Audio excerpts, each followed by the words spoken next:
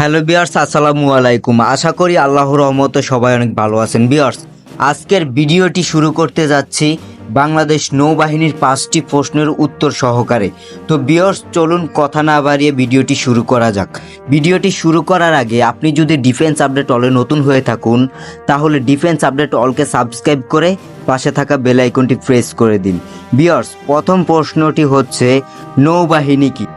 উত্তর, নৌবাহিনী হলো একটি দেশীয় সশস্ত্র বাহিনী যা সমুদ্রের মাধ্যমে দেশের সুরক্ষা নিশ্চিত করতে কাজ করে। এর মূল দায়িত্ব হলো দেশের জলসীমা রক্ষা, সমুদ্রপথে নিরাপত্তা নিশ্চিত করা এবং যুদ্ধকালীন সময়ে সমুদ্রের মাধ্যমে অভিযান চালনা করা। 2 নম্বর প্রশ্ন, নৌবাহিনীর প্রধান দায়িত্ব কী?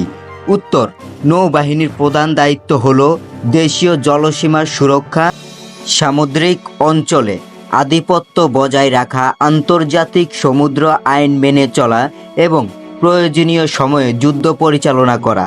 তারা নৌযুদ্ধ, উদ্ধার, মানবিক সহায়তা ও পরিবেশ রক্ষা করেও গুরুত্বপূর্ণ ভূমিকা পালন করে। 3 নম্বর প্রশ্ন, নৌবাহিনীর প্রধান যুদ্ধ প্রযুক্তি কী?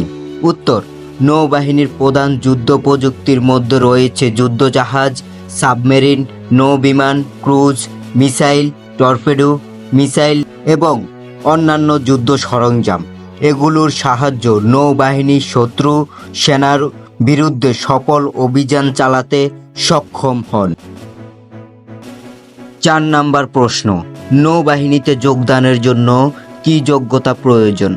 উত্তর, নৌবাহিনীতে যোগদানের জন্য সাধারণত বাংলাদেশ সেনাবাহিনীর প্রাথমিক যোগ্যতার মতো শারীরিক ও মানসিক পরীক্ষার মাধ্যমে যোগ্যতা যাচাই করা হয়।